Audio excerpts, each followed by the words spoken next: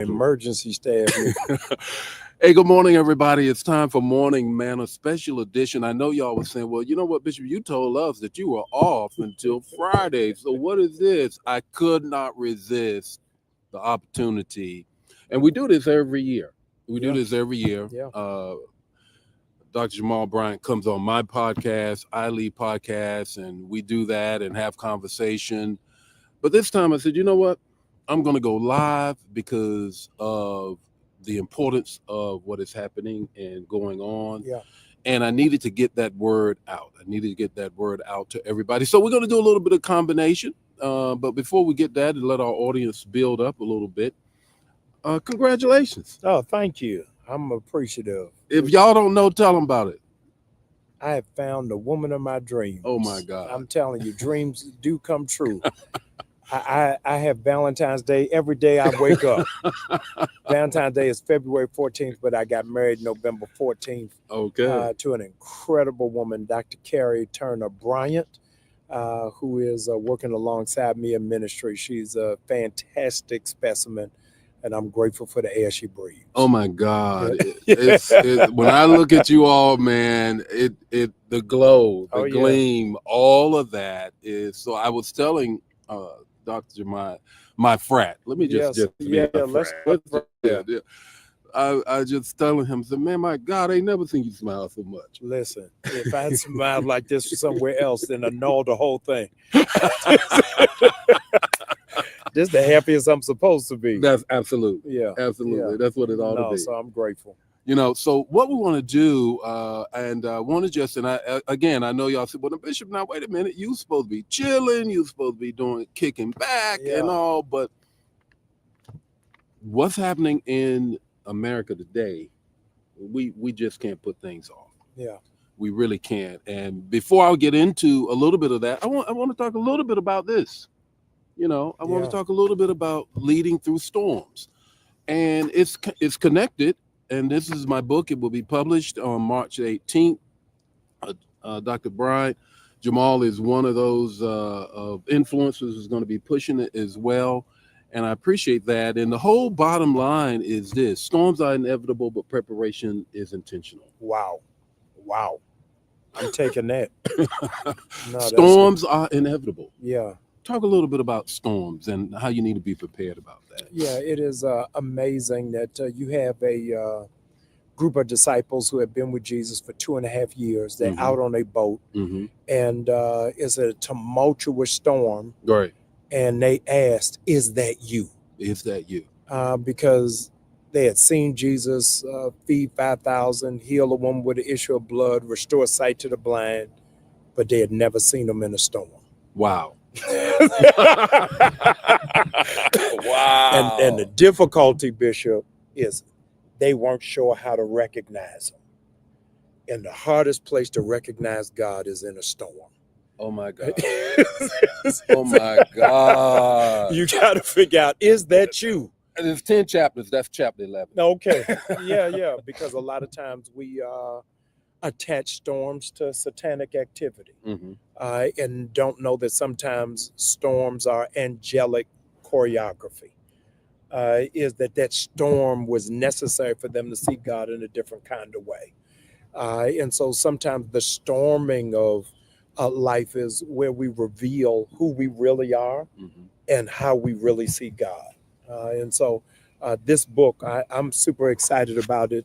This is for preachers who are watching. The landmark book of the 20th century was H.B.J. Hicks's Preaching Through a Storm. This is leading through a storm, because all of us have them. Meteorologists will warn us that storms are the most dangerous when they're unannounced. Wow. When you don't know that it's coming. It ain't in the 5-day weather forecast. Right. And so storms happen for all of us. And then how do you prepare? Yeah. You know, if by chance it was announced, how do you prepare? It's amazing in that same story, Bishop, is that there are actually fishermen on the boat, and they're panicking. And they are panicking in a lake that they're familiar with. Yeah, in a lake that they're familiar with. Is the best way of preparing for a storm is talk yourself out of the delusion that it can't happen to me. My God. Y'all get that? I want you to get that. Yeah. Quit thinking that Yeah. it can't happen to you. A year ago, Bishop and I were on this exact same mountain preparing for ministry. I walked off of this mountain a year ago for my mother to do an emergency conference call to tell her she had breast cancer. And in 7 months, she went from health to transition. I wasn't prepared for it when I can't tell you how many funerals I've preached, how many people I've comforted by the graveside, but I never entertained that it can happen to me. Never entertained. but you knew. Life is fleeting. Life is fleeting, but we don't personalize But it. never. Yeah. And then when that storm comes, if you're not careful, you're going to get it blown away. Oh, yeah. That's what's happening. The Jewish community really should be teaching the Black community a lesson. Their mantra is never again. You are not a Jewish man at 12 years old unless you can recite the history. And you don't know. Yeah, you Never don't know. again. Now, here's the thing. Yeah. I want to just interrupt you real quick. They're permitted to say that. Yeah. And they're permitted to keep bringing up the Holocaust. Yeah. We are always put down if we raise enslavement. To a part, but the other part of it is a lot of us think we're free. Yeah. Part of the we do think we're free. Yeah, part of the disconnect, Bishop, for your children, my children, is they were born under Obama. So their only reference to civil rights is black and white footage. So what is happening under this Trump administration, they don't have a point of reference. No point of reference. It's something their grandparents had to deal with. Right. Because we've sold the false bill of goods that we were in a post-racial society. And we are not, and we are in a storm. Yeah. And so let's talk about preparation, what we should be doing, the boycott. Yeah. Many of my listeners, and I lead podcasts and my morning Manna, because we're doing a simulcast here, they may not know about the boycott, the Target boycott. Can you share with them? Yeah. So one of President Donald John Trump's, one of his 200 executive orders, because those are all storms. Yes, was the dismantling of diversity, equity, and inclusion. Within 3 days of that, Target, the largest retailer in America that hires 400,000 people nationwide, said that Target is bigger than Walmart? Yes. I didn't know that. Yes. In revenue. In not revenue. in location. Okay. Walmart has more locations. Target makes more money. Let's go for the money. Yeah. Yeah. But part of the reason, Bishop, we targeted Target, and I need you all on Ali, clutch your pearls. I need you all to spread this rumor because you're going to be dumbfounded with a nosebleed. Target rakes in, I need you to hear this with clarity, $12 million a day just from black people. Did y'all hear what I just said? $12 million a day just from black people. Come on, say that a third time. Yeah. Target rakes in a day. A day. A day. So because they are publicly traded and have demographic study, what I am saying to you is not emotional conjecture. It is factual. I want you to research it on your own. So we targeted Target because of the amount of revenue that we spend. Secondly, Target, you all need to know, is headquartered in Minneapolis. In Minneapolis. Same place where George Floyd died. When George Floyd was murdered, Target on their own, not under the auspice of DEI, Target on their own made a commitment of $2 billion to reinvest in the black business. Now, see, that's where I think a lot of people are thrown. Yeah. Because it seemed like Target, and because you have so many entrepreneurs who are embraced by Target. Yeah. Help us look with this contradiction. Yeah. So the issue, Bishop, or the point of contention is when they dismantled DEI, they then reneged on their commitment of the $2 billion. Damn. There you go. Yeah. So I'm not even championing for the reinstitution of DEI. Own up to what you said you were going to do. Do that. I want you all to really understand Target is first. It is not only. The old African adage is, how do you eat an elephant? One bite at a time. So let's go after Target first, and then let's deal with Amazon and Walmart and all those other entities. Okay. Make this comparison, if you will, and how effective you believe that this is going to be when all of us, all of my listeners and watchers now, get on board, as opposed to not getting on the bus with Rosa Parks. Well, here's the reality: is that how's this going to be effective in this day and time? Yeah. So the stock in the last 30 days has lost $11 a share. Okay. Target in the last 45 days has lost $12 billion. Okay. And so we're able to tangibly see. I am a graduate of Morehouse College. I only went to Morehouse College because Dr. King went there. I'm a disciple of Dr. King. And I am saying to you, the Montgomery bus boycott was effective not because of Dr. King's speeches, but because of the economic impact. The impact. When we break the economic impact, that's the only thing America responds to. Only thing. You can march, protest, put up placards, do petitions, but when you make it an economic impact, that's when they step up and listen. We have $2 trillion worth of spending power, but collectively we have not used it. I think when we use it in this era, that all of America is going to pay attention to it. Without a doubt. Because once you target and they are hit in the bullseye of everything, other companies are going to pay attention when you start knocking at the door. Yes. Yeah. Are you going to listen to the storm winds of Trump? Yeah. Or are you going to listen to the winds of the money that you get from this community? So what has happened, Bishop, in the last 72 hours is the stockholders are suing Target. I saw that and I wasn't, when I said, now, is this just social media? Because, you get all kind of memes and everything. And I said, they suing them about DEI? Because they're losing money.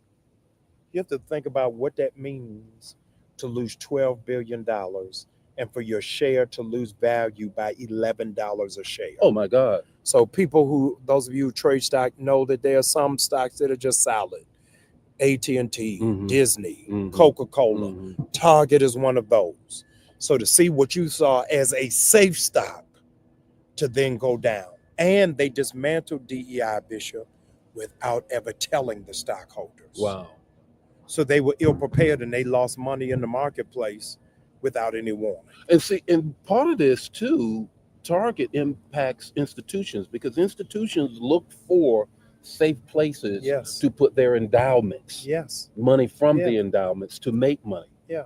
Target is on 40 college campuses. 40. Not one HBCU. Are you kidding me? All y'all research, y'all under this man. I know you're critical thinkers. I know that you're researchers. I know you're analyzers.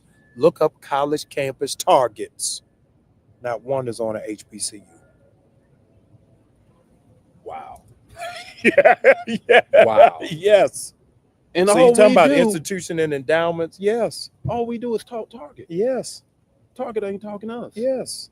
So the disconnect and the detractors are arguing, well, what about the black businesses? We don't want Tabitha to suffer.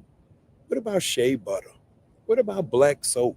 How are we going to be able to do that? Speak to that, because I hear that too. Yeah, so you have to understand that protest is always inconvenience. Right, so I've partnered with the U.S. Black Chamber of Commerce. Okay. So when you go to Target Fast, somebody put this in the chat for me, targetfast.org, go and register. As soon as you register, your email is going to blow up because I'm going to send you two things. First thing I'm going to send you is a directory from the U.S. Black Chamber of Commerce. Hear this, of 300,000 black businesses online. So whatever it is that you were getting out of Target, you can get it from black people, from toilet paper to paper towels. Put that in the area right now. Deborah, I see you on. I see a lot of Jan, a lot of you all are on. I need you to share this right now. Yeah. I really need you to share this broadcast right now. Tell them again that targetfast.org. And so we're going to help you recycle our dollars and create an ecosystem that will really underpin black entrepreneurs. And that's where we have to go. Yeah. That's where we have to be. Yeah. So, we started out this conversation about the storms, talking about my book about storms and how we got to lead through storms. We are in a storm. Now, how did we get here? Yeah, we got here, Bishop, because Donald John Trump got 43 million votes. Kamala Harris got 41 million votes. Do you know who got the most amount of votes? Who? The people who didn't vote. Wow. There were more people who didn't vote in this presidential election. Are you kidding me? Yes. Just for black people. Bishop, I don't want to ruin your day. It's early in the morning. We're in a beautiful landscape. 9 million eligible black people didn't vote. 9 million of us. I ain't talking about kids. I ain't talking about people in jail. I ain't talking about people who are in 9 million eligible. Eligible people did not vote. How do you do that? How do you not do that? Waving the white flag, saying my vote don't matter. One of the things that I think that pulled people off, and I was talking to someone, I've been just taking some time off for the past few days. I was home in North Carolina, in Goldsboro, where I'm from. I was sitting talking with someone, I won't call their name, my brother-in-law. Okay. Who says, I got one of those now. Said, okay, I voted for him and so on and so forth. And, it almost became a scene in the restaurant because I completely lost it. Yeah. It was a storm. Yeah. And hanging on this whole sexual sin stuff and not Matthew 25 sin,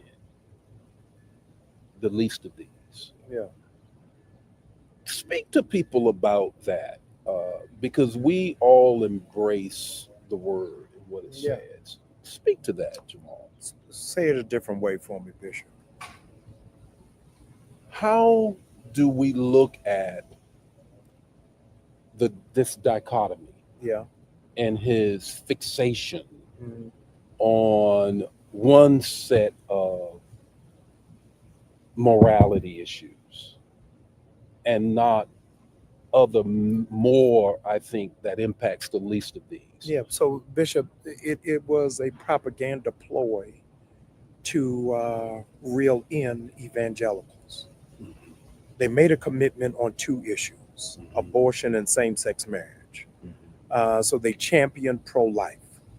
But at the same notion, you can't be pro-life and support the death penalty. Yeah, you can't be. You're pro-birth, but you're not pro-life. Yes, you can be pro-life, but you want to cancel Head Start. You can't be pro-life, and then you want to take away Medicare and Medicaid. Okay. Yeah, and so it was just positioning for political reasonings that this political cycle, I got more hate mail and death threats because I had Kamala Harris come to my church 2 weeks before the election, but Donald Trump wasn't in nobody's church. And the evangelicals still haven't said why he's the first president who didn't lay his hand on the Bible. Did not put his hands on the Bible. Yeah. Didn't put his hands on the Bible. They still excuse this man. They excuse everything. He's the only person that I've ever seen sign the Bible like he wrote it. Yeah. And then turned it upside down. Yeah. I will never understand 2 Corinthians. 2 Corinthians. but let's circle back to this whole piece. We're talking about storms. How do we lead through these types of storms that we're in? And I know that we're going to kind of draw this to a close. I need y'all to share this right now. Don't wait. Some of y'all always wait till it's over. And you need to share it right now while we're talking.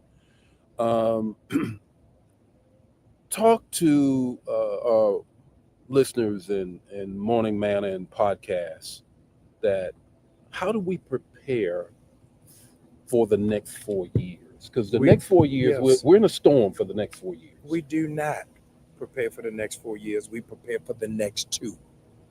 Don't forget midterms are coming. Okay. And so in 2026, we've got to start doing voter registration now, voter education. There are about 30 Republican congresspeople and Senate who are in vulnerable positions. We've got to start educating the community on what is at stake. Right now, he's got a blank check and he's finger painting. Absolutely. And so I think that we've got to be poised in position to put people in office and to raise people to run for office, not the regular cast of characters. Mm-hmm. And so I can't surrender. We can't go 4 years with this. No. I really want to believe that in 2026, something significant will take place.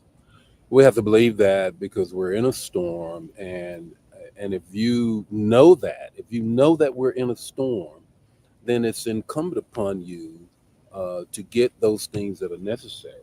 You need to get prepared. You got to connect with community, connect with like-minded people, and then don't be ashamed or don't be afraid, as I did, to confront. When people are off, I confronted it. No, you're wrong. Yes. That's incorrect. Yes. And we're not going to leave this table without having a conversation about That's this. correct. No, that's great. No, we're not, because the question remains, well, are you going to look at me differently? Yes, I am. Yeah. I absolutely am going to look at you differently. Absolutely. Because your core is at stake here. It's off. It's off. Jamal, what parting words would you have for folk concerning getting the book, leading through storms, and next steps? Yeah. Number one, if you want to prepare for the storm, listen to somebody who has been through one. My mother taught me years ago, never take constructive criticism from somebody who didn't build anything. Here is a man who has built a life on top of the ark. And I'm glad to be aligned and connected to him. So I want you to please get to this book, Leading Through a Storm. And then second thing I want you to do is go to targetfast.org. Many people ask themselves, what would I have been doing if I was alive during the hour of Dr. King? And the answer is whatever you're doing right now. And so the modern day civil rights movement has now dawned upon us. And we need some good foot soldiers to walk in lockstep for what God is calling us to do. I need you all to do that. And I wanted all the life changers to know that I'll be penning a letter to the entire congregation, and we'll put it on our digital newsletter. We're going to get that out. We are going to join the boycott. Without question, we're going to join it. And then the other piece that I've heard of this on the 28th or something like that, is this in connection with that? No, it's completely separate. This is separate. Yeah. Is there legitimacy to that? I'm not familiar with the organization. I've seen it as you have on social media, where they're calling a blackout for people to not buy anything on that day. I can't co-sign on it other than I'm aware of it. Okay. Well, we can co-sign on Target. Please. And we are, and we're going to join it. I need you to share this. I need you to get the word out. Also need you to get this book that's going to help you with that. Jamal, thank you. Thank you, Bishop. Bless Honored to be with you. All right. Bless you all.